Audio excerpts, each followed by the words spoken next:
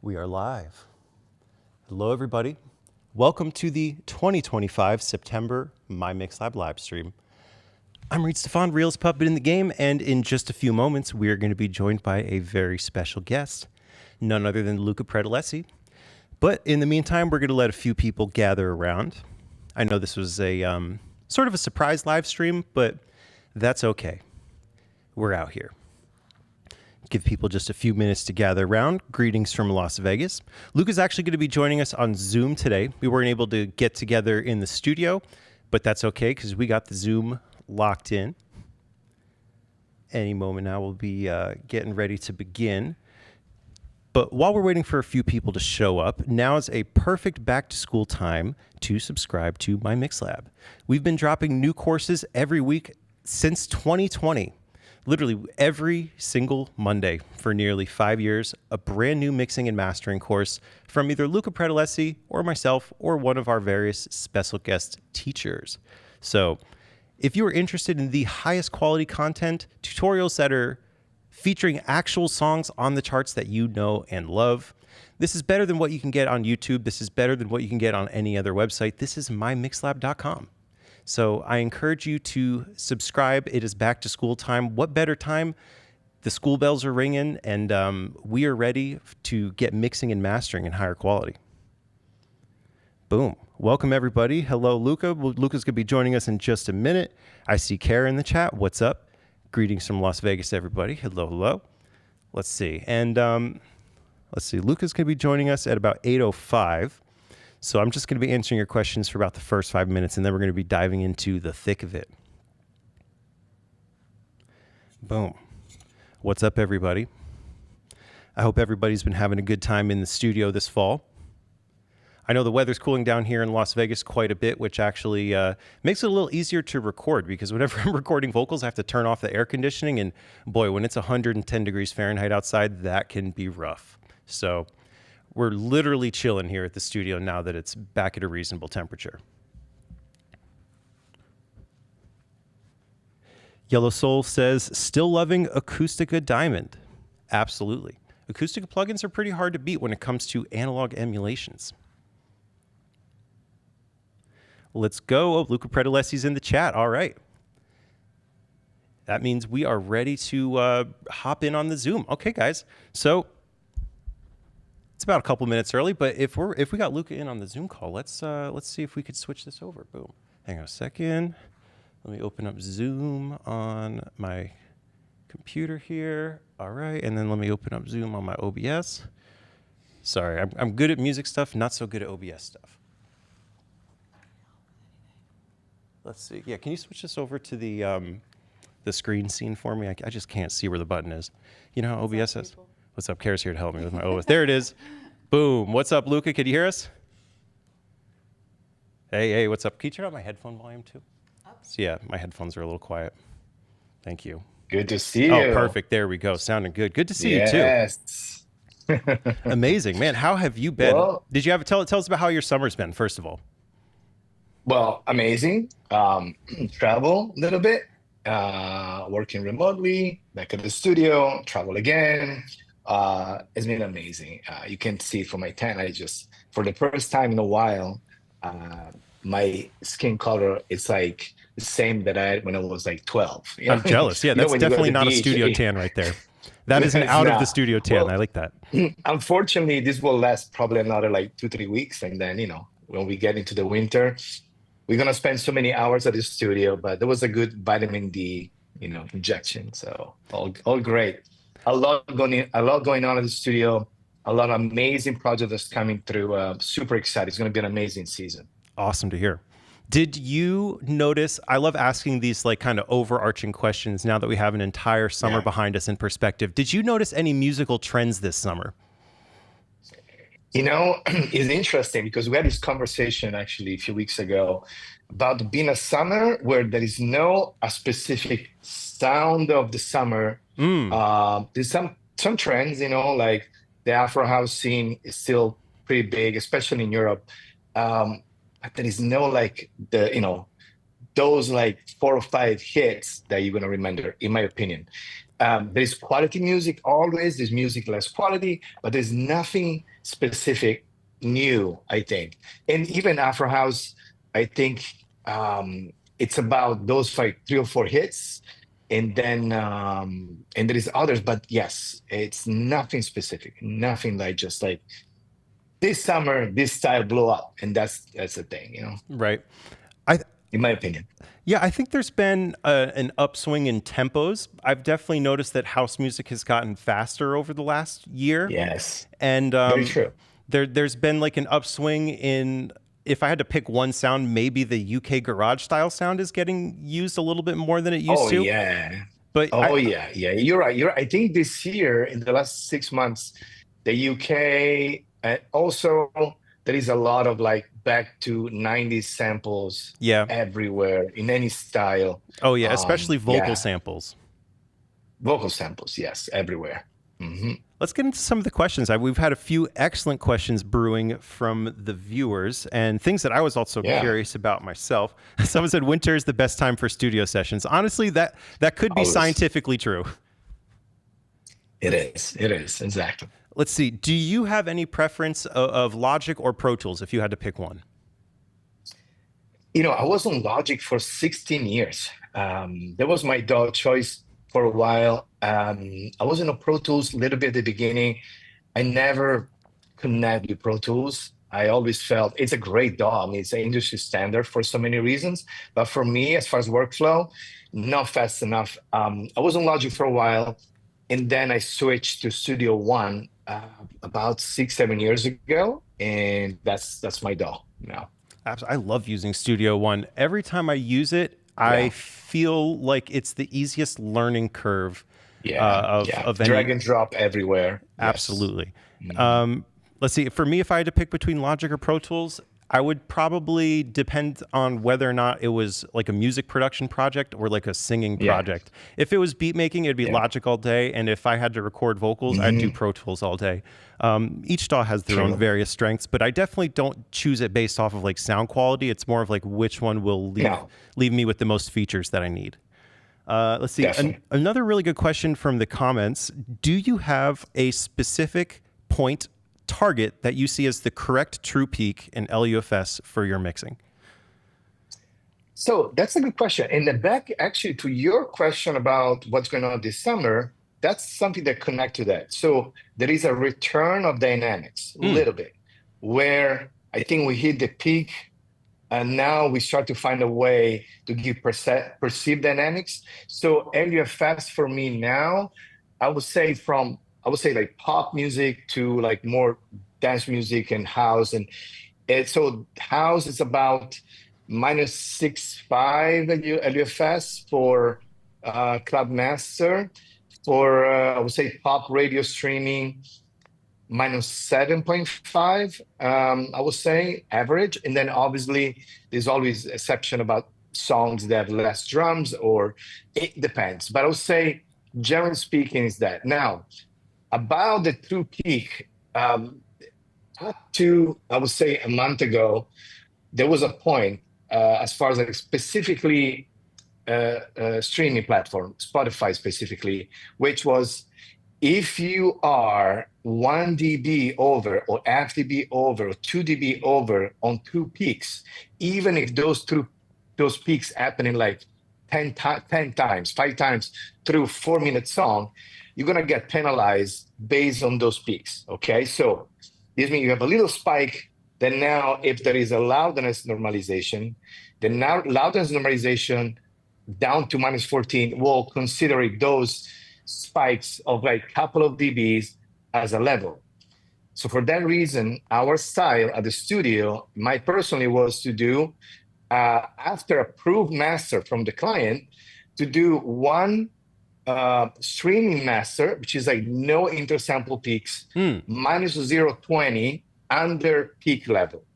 That was just a peace of mind to make sure that any platform that does streaming, it's not going to penalize us based on true peaks.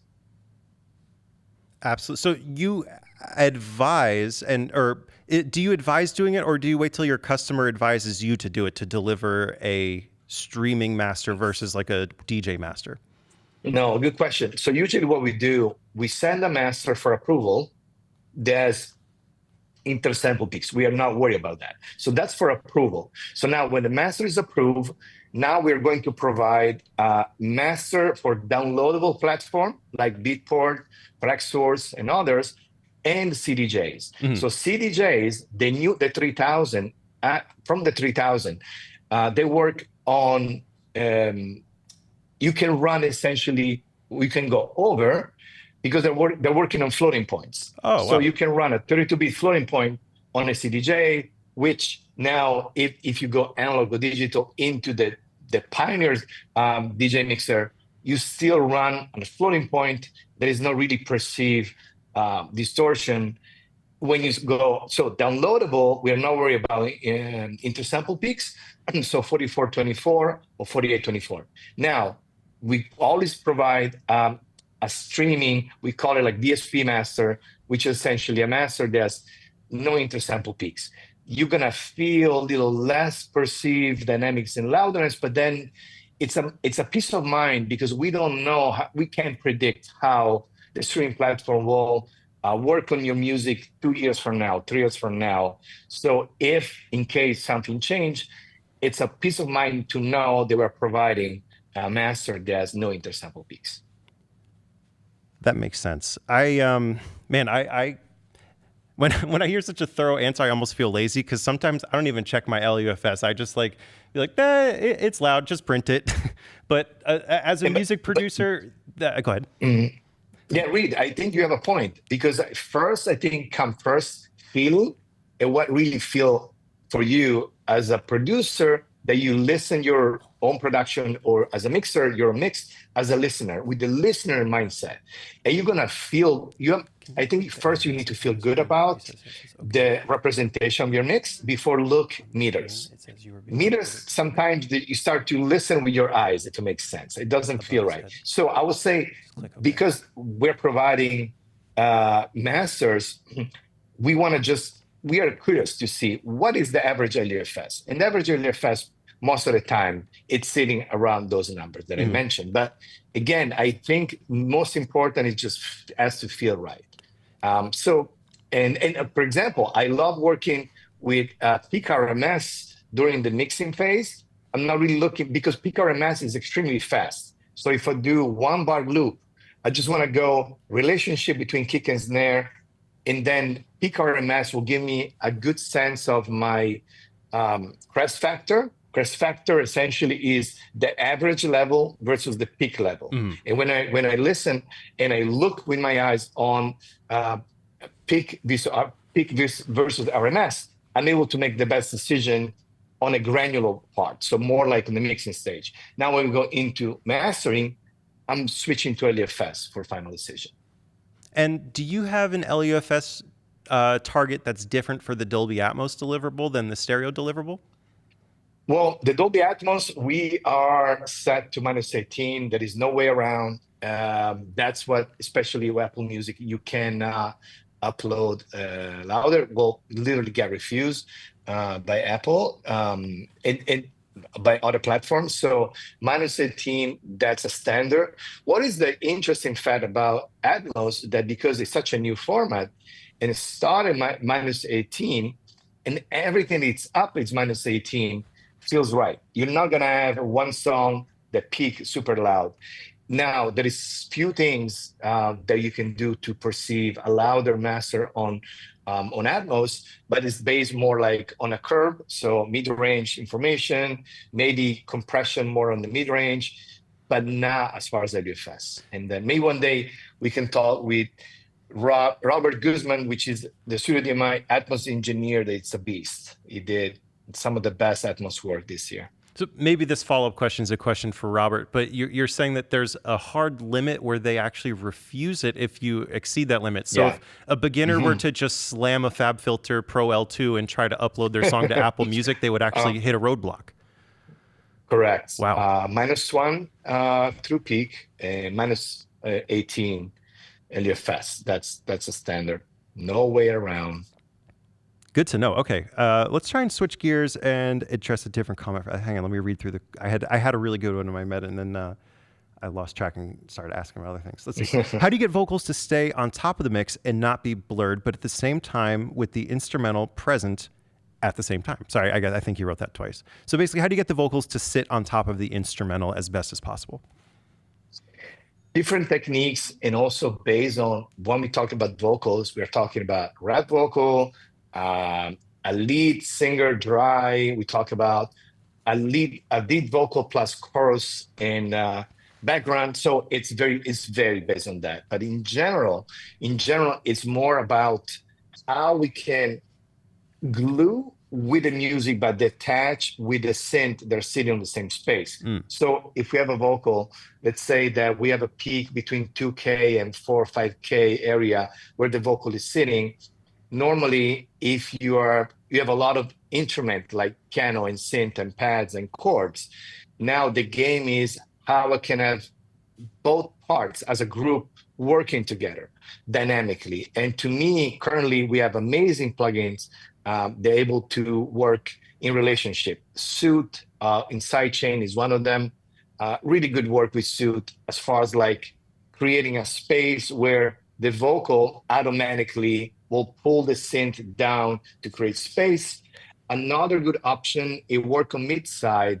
And if you have a vocal, there's a lot of side information from the background. Let's say you have a lead vocal that's center, but then you have a big background vocal that is on the side. Another good techniques is that you can do with Pro Q or Pro MB to do a side chain of the side. So where you're keeping the synth on the same space, but then you make it narrow every time the vocal hits. So the vocal will win as far as the space. So this is a different way. There is other techniques, but I feel right now with new plugin that we have, we can really go far without compromising. In the past, we used to compromise a lot. Like, okay, wow, when I play the instrumental, it's so nice, but then it's so wide and open that the vocal doesn't sit right. So that's a good way to do it. So to sit on top of everything, another techniques that I recommend using is be careful to use an EQ on your vocal bus if you feel the vocal, it's not loud enough, because you might find yourself that to bring present, you bring some mid-range or upper mid-range on the vocal versus just bring the level up, let's say 1 or 2 dB, and then curve what is sticking out too much. Instead of pushing frequencies, push the level and lower the frequencies. I find myself doing that and it just sounds a little more natural, more organic.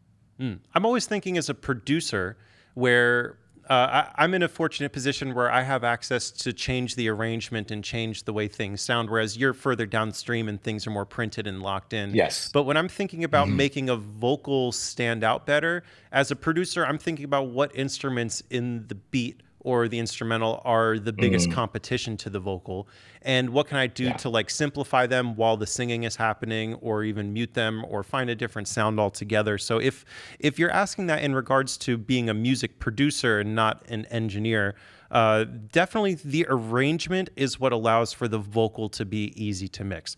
Also, good vocal recording quality allows for the vocal to be easy to mix, but arrangement is probably the second biggest competitor to like vocal quality besides the actual recording itself. Very true. Let's see. And obviously Luca's position is working with clients and my position is more working on your own music. So you have certain flexibilities in situations that other people wouldn't. And speaking of working with clients, what's the most challenging aspect of working with clients and how do you navigate those challenges? Yeah, so that's the very important topic. So there is, I think, if I think for myself or our company, you have two types of clients. One is the artist or producer himself that actually produced the song, that is very attached, super attached. You listen to the song over 500 times. Now there's a lack of, I would say, detachment. So now he listens to the song where the value to have an external mixing engineer is the fact that I'm not attached to any decision. I'm not in love with the song. I don't want to be in love with the song. I just want to attack the mix, fresh ears, not knowing the mix, and makes the most important decision based on being detached and be very objective. So I listen as a listener with the skills of engineer. So, and for that reason, I'm making some priorities. So usually my first suggestion to my client, if he's a producer and artist, say, please stop listening your own demo or your rough mix the moment you send to me. Let's create a gap between the moment you send the mix and the moment you're going to receive it. You're going to stop listening. Let's say take a week, 10 days, you stop. Then when you listen for the first time, you listen as a listener. You're not listening as a producer that is higher about his own song already, right? So that's the first thing. So the second things that I do, if it's a new client, somebody that I don't know yet, I want to create a point of sync and reference. So I'm asking him, please, let's say if you are a DJ, send me 2 or 3 songs that you eventually going to play before and after your own song during a set. So I want to hear not really what he likes, but what he eventually will kind of play before and after his own song, if he's a DJ. That will put me in sync with him. Now when I listen my mix, I listen in reference to something that I just play or something that I play after.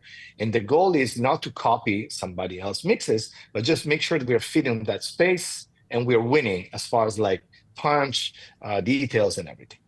So those are kind of elements important when I work with a producer.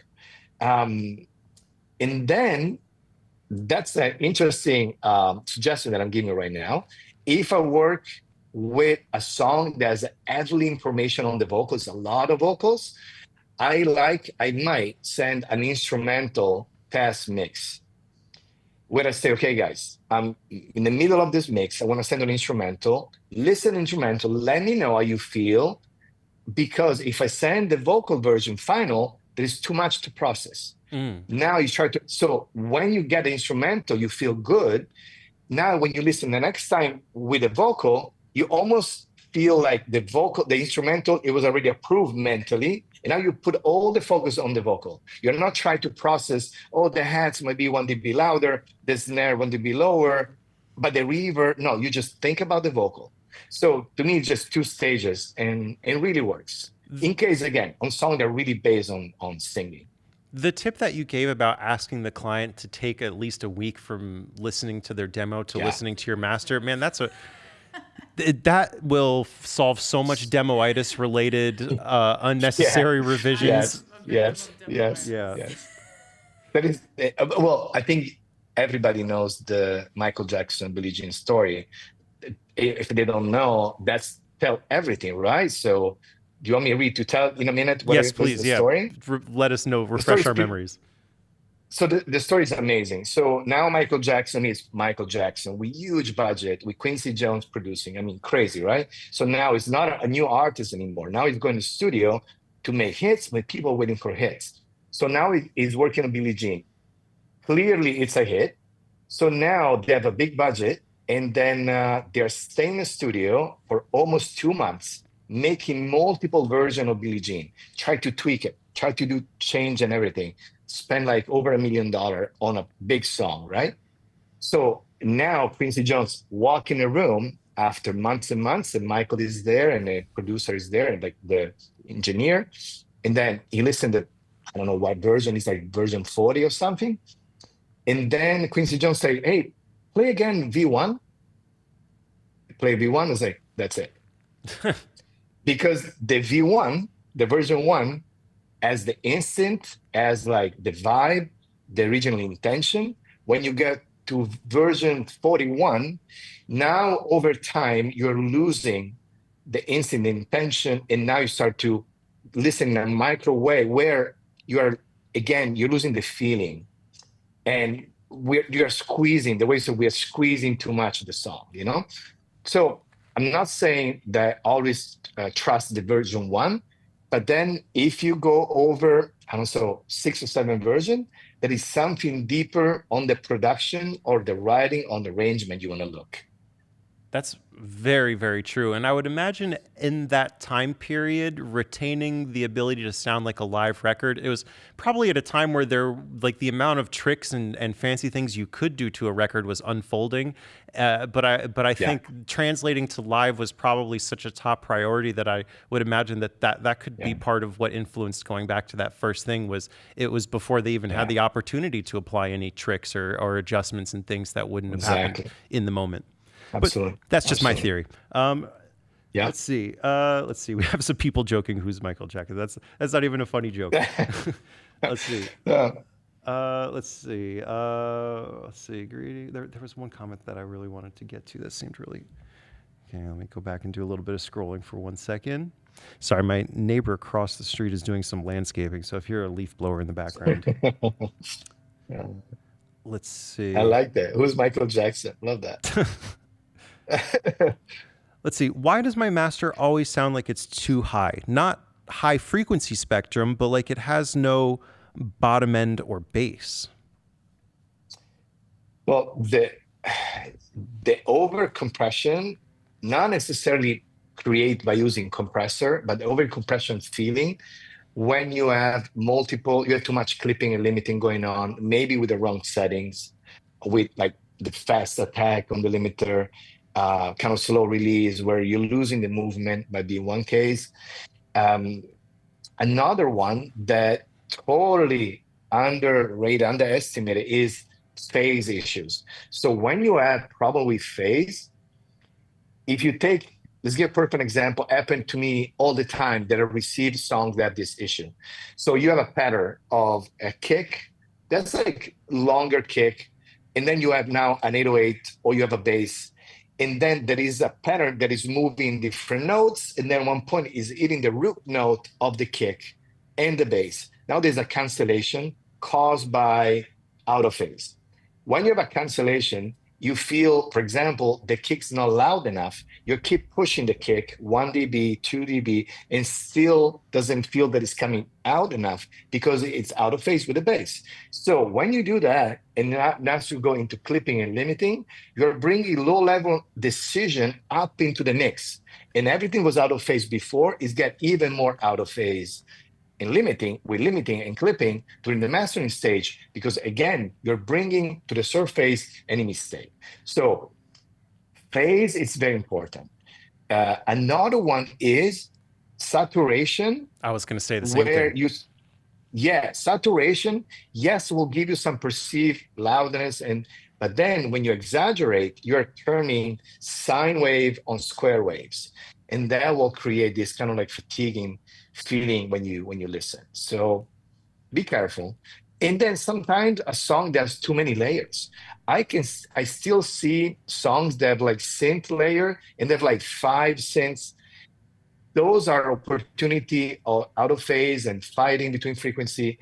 Normally, a lot of hits, they're extremely simple as far as the layering, as far as like what instrument is doing and what spectrum is sitting, instead of having 12 different synths covering the same space. Yeah, if you think of your song as traffic on a freeway, like being loud would be equivalent to being able to drive fast. And you want to be able to drive fast when you're on a freeway. And when Yeah, there's too many other cars on the freeway, naturally everyone has to slow down to allow space for all the yeah, merging and exiting that's taking place. And you end up with a traffic jam. Whereas the freeway with just 2 or 3 cars on it, everyone can go absolutely as fast as they want. And I found the same thing to be true, especially with mixing dance records. Those drops that just have a kick drum and one really good sound and maybe a hi-hat play so much louder than the drops that have 15 different yes, layers in it. always, always.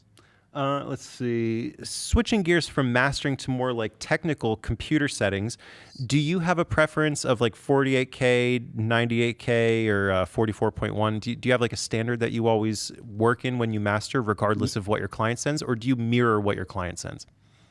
Mirror, and then 48 and 44. I personally prefer 48 if it's a choice. And then they ask me, hey, what?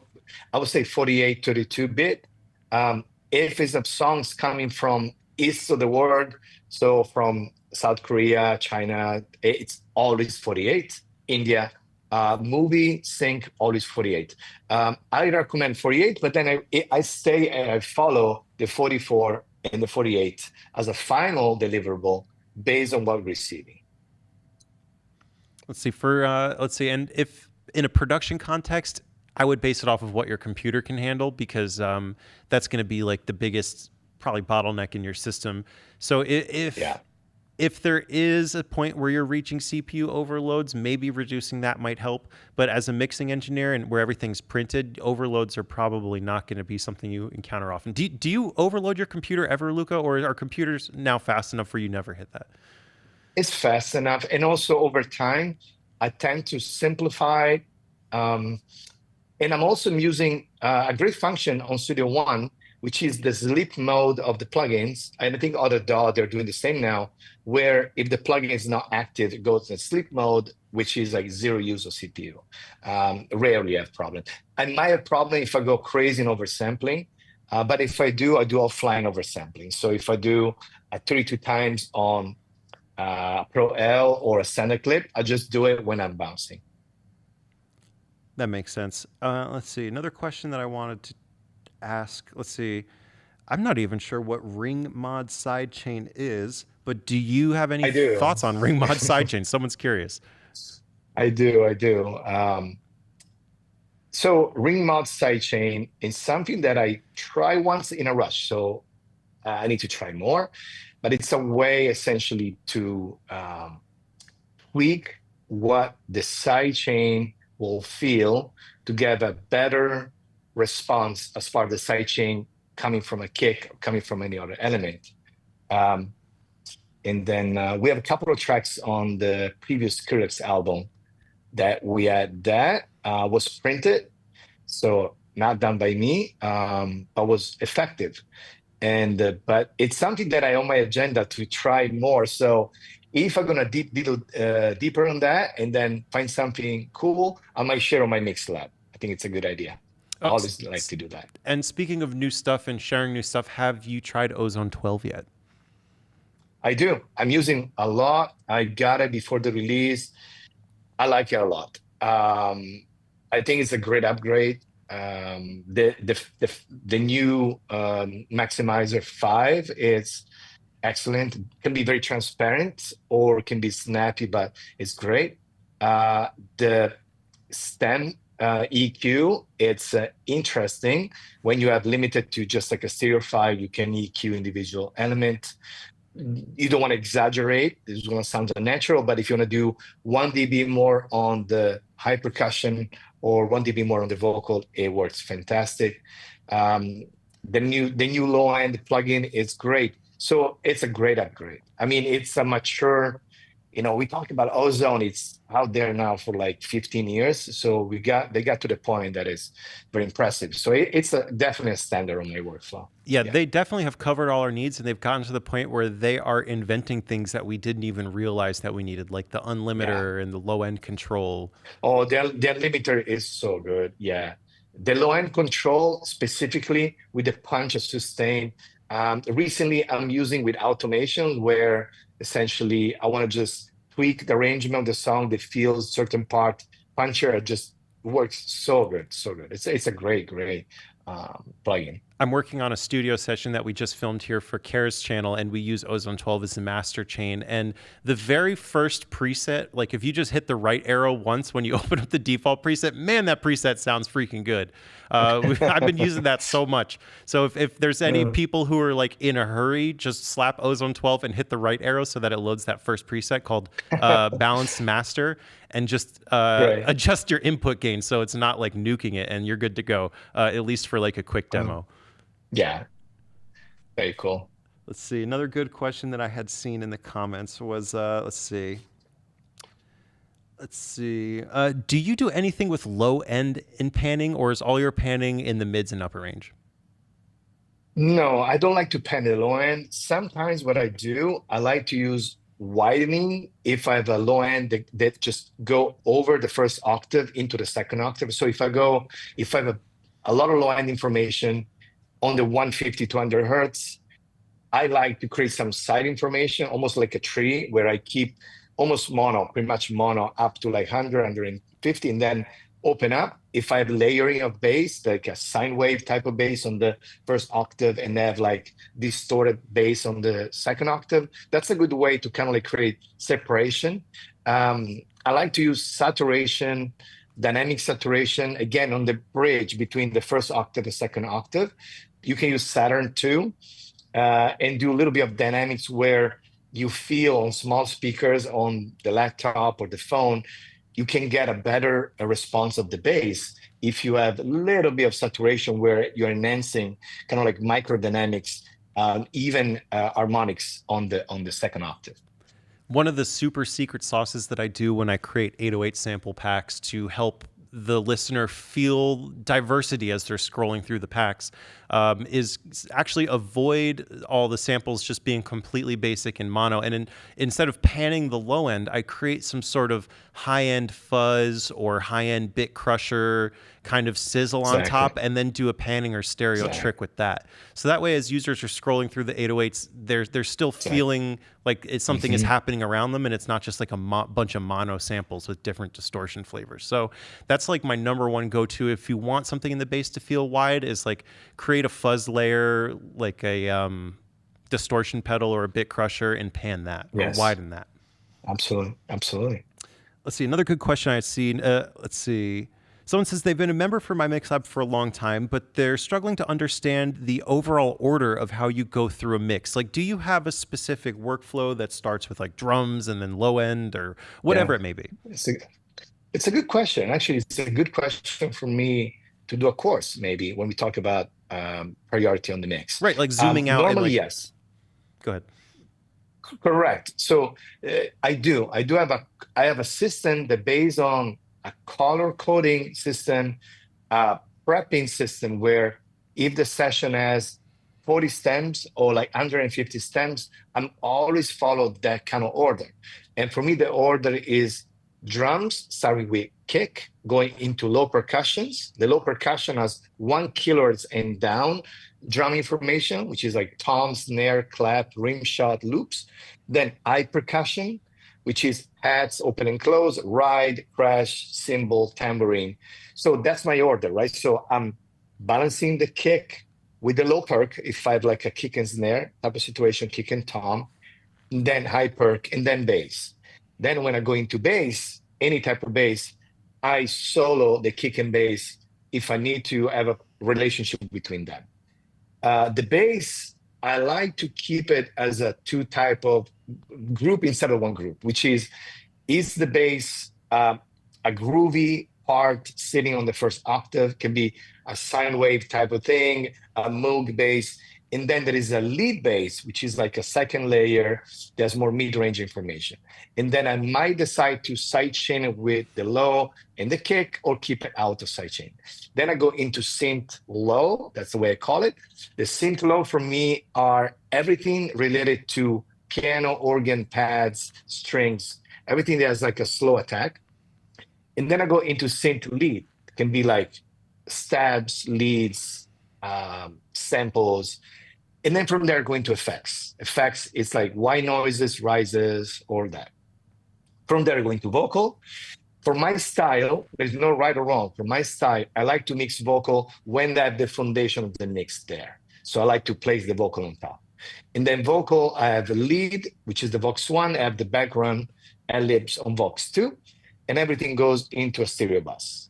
Then my drums, most of the time, they go into a drum bus. If I work analog or hybrid or full in the box, I have a drum bus that is collecting all my drums information for different reasons. I might want to clip my drums. I might want to do any type of like SSL vibe compression, but I want to have just like one single level for the drums. And that's it. Do you have a favorite SSL vibe for when you want to compress drums? So recently I'm using the SSL bus compressor 2 from SSL, actually. It's nice. I mean, on the plugin format, it's very nice. It's a great oversampling, so no aliasing. You can go very aggressive and then parallel and retain the kind of SSL move. I like that a lot. On the hardware side, I have SSL G on my desk. with some modification, which it gave a little bit more saturation and color, but then not really far from what I'm getting from the plugin. Yeah, I really love the mix knob on any SSL emulation. I find hitting it really hard and then dialing back the mix to And 50% then gives dial you back. such a cool effect. Let's see. Yes. Someone asked a question about a different dynamic. Oh, yeah. I don't know if they're trolling with this question. Can you explain why OTT sucks? I might be able to explain this. Go ahead, Reid. I love that. I mean, like, there's pros and cons to everything. So maybe we'll say, like, what are the cons of using OTT? Let's see. Number one, it makes it very easy to completely like nuke your sound, and maybe you're not trying to make something sound like dubstep. It will sound like dubstep after you put OTT on it. It is a multi-band tool, so there is some phasing and introduced as things get split 3 ways. Number 3, the only good one is an Ableton. The rest of them, I think, I don't know, but that's a personal opinion. So maybe if I wasn't an Ableton user, I'd kind of be bummed out about that. I don't know. Other than that, I think it's all pros. Those are the only 3 cons I can think of. What about on your end? Technically, I want to explain this. You probably know. So OTT is a compounder. So it's a compressor and expander at the same time. Then the phasing, and that can be a problem when you think about using OTT with a mixing mindset. But as a producer, think as a sound design. If it's sound design, if it works, it works. And then when it goes in the hands of somebody like me, I'll be more gentle, and I can even, just work to make sure that any type of imperfection created by OTT, I can control it maybe. But it's a great plugin thinking as a creative tools, not thinking about mastering and mixing tools. Yeah, probably not. It's like a sound designizer. Like if you want to take something that wasn't supposed to be a sharp, aggressive, in-your-face sound, you smack it through there. Yeah, the thing is squished. Let's see. Another good question. Let's see. Oh, by the way, if there's so much good information in this live stream, if you guys want to see a rerun of this live stream, it's going to be available on MyMixlab.com for subscribers only. So if you're not taking notes, you will be able to rewatch this live stream at MyMixlab.com. And that is for members only. MyMixlab for a little bit. Absolutely. Yeah, we've been dropping some really good new courses on here. I saw time-based effects was the most recent one. And then last week, what was it? It was gluing the stereo bus. Exactly. And I want to just take an opportunity because some of our friends and producer friends and engineer, they think that MyMixlab is just the Instagram channel. Those are little teaser, little preview of a course. I think it's a good opportunity to talk about this because sometimes say, hey, I was just watching the time-based effect, but then I don't see the reverb or delay, what you're using. Yes, that's part of like 20 minutes. Right, you're seeing a clip. MyMixlab. Exactly. You see a clip just to give a sense of what we're going to talk about. That's the idea. And consideration that MyMixlab costs like a cappuccino and a croissant every month. It's you know what I mean? So, and the idea is just to give you, say, hey, this week we talk about this. Now, another thing about MyMixlab, as far as the mindset, so it's a spontaneous type of thing. So I'm working on a song. I'm doing something that can be interesting, in my opinion, to share. And then I take a note. And then when we're shooting for MyMixlab, I say, hey, guys, I just want to share with you this. So it's not a curriculum in order that you should watch from episode 1 till episode like 300. It's more about pick and choose based on what you're looking for. You're stuck on a kick and bass, then go MyMixlab and find like a couple of kick and bass ideas. They're, might work for you. So the idea of MyMixlab essentially is a real life experience of working on hundreds of songs a year, and then pick some ideas that can, might be helpful for you. Absolutely. And I think having access to see inside the actual sessions of real releases is a major advantage, because a lot of times when you watch tutorials on YouTube, you're seeing people experiment a feature, but the music example isn't like quite a finished song. Being able to really hear it within the context of an actual release from an actual artist is just so much more powerful. And I think that's what really sets MyMixlab apart from just watching mastering on YouTube. And you're absolutely right with the clips on our Instagram channel. Those are are basically a 60-second overview of what you will learn in the 10 to 20-minute course. Correct. Exactly. Yep. And so soon we're gonna have some news on my MixLab. Cannot wait. Oh yeah. The platform will grow, and so I'm excited. And I'm really I appreciate.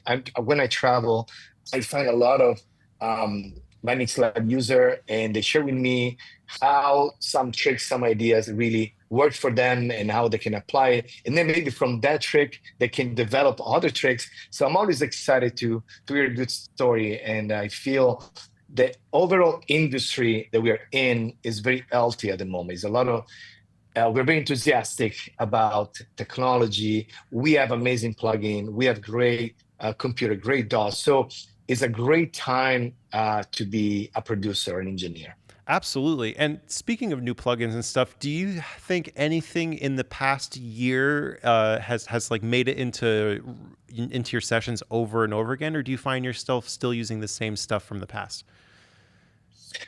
Well, there is some classic that made my sound, and then most of those classic by actual plugins or plugin that I helped develop, the Diamond series. Mm-hmm. But then there is new ones that they're my new go-to as well. I would say Pro Q4. I think is the go-to for probably everyone. Oh, absolutely. The Pro Q4, the Ozone 12, Suit, Spiff. Those are, I would say, the outside of my own plugins, the go-to. I'm sure I'm forgetting something right now. The Reverb. But then I would say, as far as the new one, Pro Q4, Ozone 12, I would say, like, as far as this year, new plugins are the one. And do you have any Dolby Atmos specific plugins that you would recommend to someone who's trying to get into that separate area of mixing? Well, now, so first of all, I'm not the Atmos engineer at Studio DMI, that's Robert Goodman, but I'm extremely passionate about Dolby Atmos because we have a fantastic sounding room, and I'm involved on prepping my stereo version of the mix to go into Rob's hands to treat Atmos. And I noticed that plugins from Fat Filter, for example, they're like ready for Atmos to be multi-channel. I noticed that too. Yeah, those are, I think, kind of like the go-to, I believe, on that. Now, the good news is the new version of most of the DAWs, specifically Studio One and Logic, they offer multi-channel version of the plugin. So Reverb, multi-channel, EQ, multi-channel. So you have a great plugin from the actual DAW. I would say the Fat Filter, they're ready to go for that, specifically for dynamics, so compression limiting. Today, I actually just uploaded a video using two plugins that are only for Dolby Atmos. They do very specific things that you couldn't do with stereo plugin, and that's Black Hole Immersive and Micro Pitch Immersive. And if you guys want to check out some, Eventide has always made some of my favorite effects, especially for mixing vocals. Yeah. And these immersive plugins have really interesting behaviors that helped me understand why this format is truly different and special. For example, you could create a reverb where sounds that are sourcing from in front of you trigger a short, bright reverb, and sounds that originate from behind you can trigger a long, dark reverb. And that's all in like a single bed. And as you pan like a 3D object around, it'll trigger different reverb responses. It's not just like a copy and paste of a stereo reverb in all. Anyways, check those two out if you want to try some specific Dolby Atmos ones. But like Lucas said, the fab filters, you really can't go wrong with those no matter what format you're using. Exactly right. Yep. We got shout out to the Vegas people. Shout out from Las Vegas. That's right. Both Vegas, Luca and I reside. Yep. Let's see. Amazing.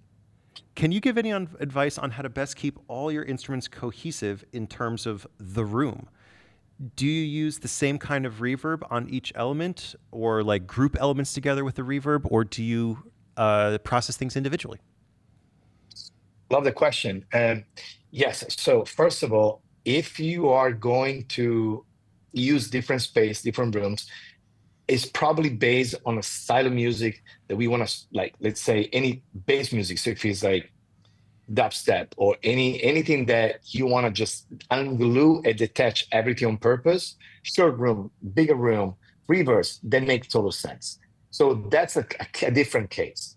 Now, on traditional recording or like pop, dance, hip hop, you want to think about it, you're in a room, in a space. So if the snare reverb, it's the same reverb used on the vocal, you are placing the singer on the same room of the drums. If you are putting a short verb on the snare, a long verb, a plate on the singer, you're literally put those instruments in different rooms. Okay, so reverb emulation of space. So my recommendation is sharing reverb for the purpose of gluing parts, and then have very different reverb with the purpose of detaching. And also, one, I think, good approach is EQ your reverb based on the source. So if you have a very bright vocal where you want to enhance details on top of words, don't have a reverb that's putting a cloud on top of that frequency. Put the reverb that is sitting lower. That way you leave space for details on the vocal. And sometimes I hear, let's say, not professional mixing where the reverb is just like everywhere, 20 hertz to 20 kilohertz, covering, put a cloud on top of everything. Yeah. So I was saying that I personally like the feeling of sometimes older records. They're mixed on a one console. There's a channel strip equal for any instrument, right? Mixed on SSL board with like two reverbs and SSL, and it sounds like so glued together just because they're sharing same frequencies, same reverb. So I'm not saying go that extreme, but think about it where you're gonna place that instrument in relationship of another instrument. So piano and strings, yes, if you want to glue together, just use a send with a return with the same reverb.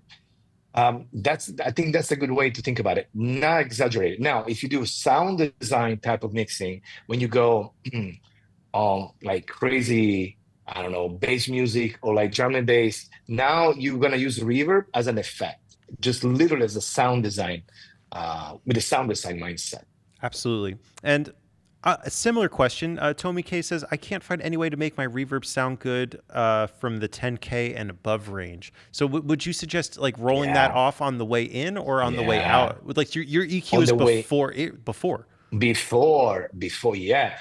I always like to EQ what the reverb is listening, because if I EQ what the reverb is listening, I'm avoiding aliasing, any type of weird phasing and weird stuff when I'm gonna detract and then get rid of some frequencies. So I want to feed the reverb with less high information or less low end. There is a curve that was like very used on the 80s, 90s, where the reverb was essentially sitting just on the from lower mid range to higher mid range. That's it. To leave space, I would say, for the corner, for the bottom and the top. And I believe that works. Now we have technology where another things you want to consider it is use sidechain post reverb when you want to have a vocal sitting with more clarity, but still retain the reverb. You can do sidechain compression, post reverb, or you can use suit, any type of other way of controlling that the lead vocal is pushing the reverb down, and there is a tag time that when the vocals start to fade out, the reverb goes up. If you do gradually in a good way, you always have a feeling of the vocal be present in front of the speakers and the reverb sit around instead of being like the opposite, to have a cloud on top of the vocal. For vocals specifically, whenever I'm applying reverb to vocals, I always use the reverb on an aux channel, and I always put a de-esser before Yeah. the reverb, specifically before the vocal reverb. Having the S's extra reduced, Yeah. triggering the reverb helps it feel so much smoother and warmer, and it avoids that kind of ugly bright part of the reverb that makes it feel like a digital plugin. So if you're Great. specifically applying reverb to vocals, absolutely put a de-esser before that reverb plugin on the aux and crank it harder than you naturally would. It's a great idea. It's a really good idea.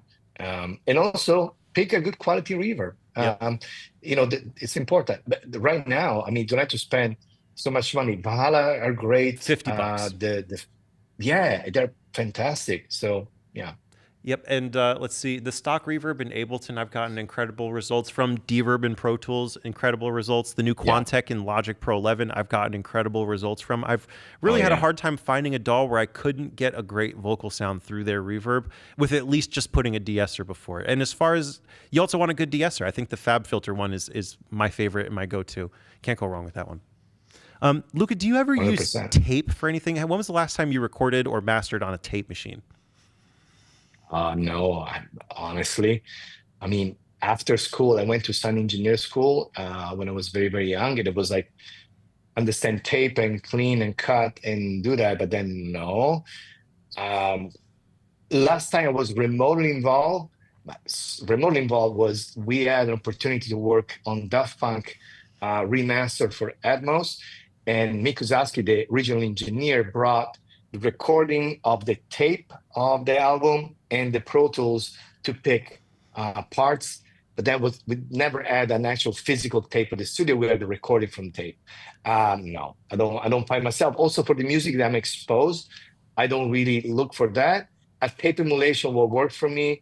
However, I have a lot of colleagues and friends in Nashville. They still like to mix into tape for a reason, for tone and colors. Yeah, but not me. Yeah, last time I recorded a song onto tape, I think I was 5 years old, and I had a tape cassette recorder, and I was trying to record a Smash Mouth song off the radio so I could listen to it whenever I wanted. And I think that was the last time I recorded a song to tape. There you go. I think I was 5 at that point, maybe 6. So don't sue me for copyright. I was a minor at the time. Yeah. Let's see, another good question. Let's see. Oh, sidechaining the reverb. Let's see, that we were just talking about that. Incredibly useful information. Thank you for responding. We appreciate you guys asking the question, because honestly, you guys prompting us with these amazing questions gives us something to keep it moving for all 60 minutes of our live stream. And like I said, if you want to check out the rerun of today's live stream, as we were saying earlier, it's going to be available at mymixlab.com for subscribers exclusively. Let's see. Do you have a go-to phase alignment plugin, or do you just zoom in and kind of move things around by hand? No, so I move by hands with something. I have stems of layers where clearly I see the kick, the 808, and just simply move it. But then I like to use X phase from SSL. And I like also to use now Neutron 5. That's the phase module that is pretty good. Like sometimes for a 10%, 20% works. But X phase is my go-to when I just want to be creative. And also, I want to be specific about my approach of phase. It's not specific to be perfect in phase, it's to be musical in phase. When I have like, let's say a kick pattern, a 1 bar, an 808, and I feel right away there's a phase problem, I try to just feel and I play both. And I try to use an SSL X phase to put in a way the phase makes sense. It comes back in phase. And the first sign of coming back in phase is the low end is get a little thicker, and you gain a perceived like FdB of level, 1 dB of level, means that now it goes back in phase and everything has more space. You feel this roundness, a little bit more extension, a little bit of level. But back to your question, X phase by SSL is my go-to. And as far as metering goes, do you have a go-to loudness meter or maybe a physical device that you reference? Well, I use my desk. If I use my desk, I always take a look on my AD Plus from Dangerous. Just sitting there on bottom, I'd say kind of like an output on my console, and I see what's going on. But in the box, I still use BX Meter from Plugin Alliance for peak RMS level. For LUFS, I'm using the final stage of my Limiter 6 plugin, or now also Ozone 12, to look in LUFS. I used to add different plugins in the past, the Ozone Inside and others, but I find myself just looking that. But based on the initial conversation, beginning of the streaming, it's a moment to check LUFS at the real end of the master. Through the process, I'm not thinking LUFS, I'm not looking. I keep going. And then at the end, I just check, but I'm not mixing with LUFS in mind. It's something that I want to check at the end, just out of curiosity. And naturally, I find myself always to be there, minus 6.5 for club, about minus 7.5 for pop, minus 8 sometimes. But again, it's not essential to me. We're going to shift gears and ask more of like a technical question, completely unrelated to plugins, but specifically, what computer and what operating system do you use currently?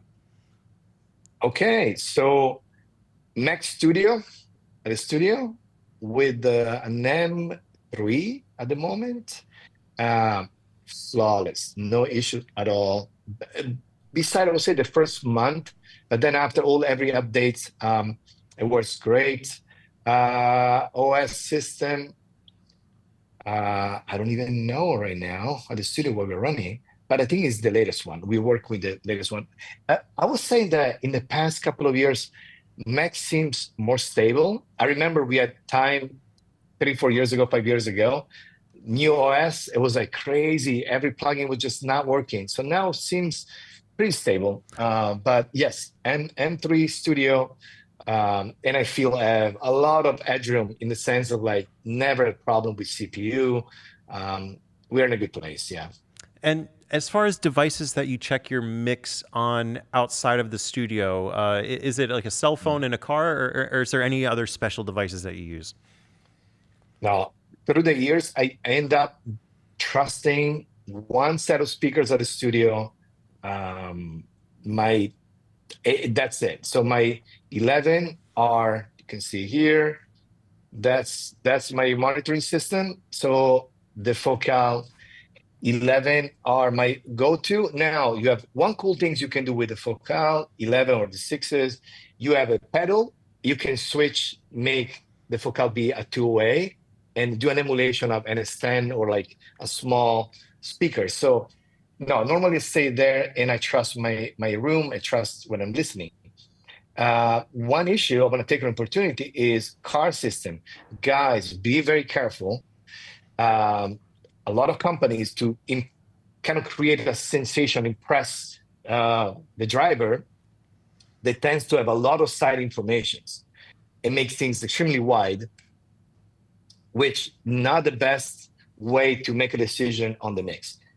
I have several clients that they listen to the car and say, oh, it's a lot of reverb. And I say, hey, do you have a DSP or something on your car? And then Mercedes, they do. They have this like, I don't know, gimmicky exciter, right? Surrender, like thing. Nah. So please don't trust the car. The only way, if it's your car for many, many, many years, it makes many decisions, it works. But car in general, no. I like phone and computer way better than cars, because now if you take a laptop and you use the laptop so much that you really understand, I'm talking about not technical, you don't want to hear like the 42 hertz on the laptop, but then to get like vocal versus music, yes, that's great. But in my case, I really trust my room. Amazing. And let's see, we'll do one last question and then we'll wrap it up. So let me scroll here and make sure it's a good one. Let's see. I don't want to waste it on a boring question. Hang on a second. Thanks for everyone on the chat. I know. I was going to say, there's been so many great comments and questions that it's almost hard to pick so here. Good. I wish you had time to go over every question. I mean, so many good questions and a lot of passion. I can feel it. A lot of passion for audio. Let's see. I already answered that one. Man, I think we might have actually touched upon all these. Let's see. I think the last question is going to be, let's see. And is there a, I know you use a subwoofer in your studio, and I'm trying to implement subwoofers into mine. Is there a specific crossover point that you think is like a go-to, or do you base it off the size of the speaker? It's a great question. So in my case, the needs of a sub was not on extending or changing the response of the bottom end, was to create more consistency, more level, on the 42 hertz. So in my case, I have a sub 6 in Studio I, Studio DMI, that has a tuning about 42 hertz. Just give me a little bit more level when I play with the speakers not too loud. I just want to feel the 42 hertz more consistent. Now, if I turn it off, I don't feel a change of balance. I feel the 40 hertz that I was looking have less information. Be careful with the sub, obviously, on the room position, because it has to be in phase. Absolutely. For now, it's going to be a fight to really understand, and actually you risk to get wrong information when you go out of the studio. Will sound super thin. So in my case, is 42 hertz, a little bit more level. And if I can describe it, it's maybe between FDB to little less than 1 dB of bump on that area, and I like it.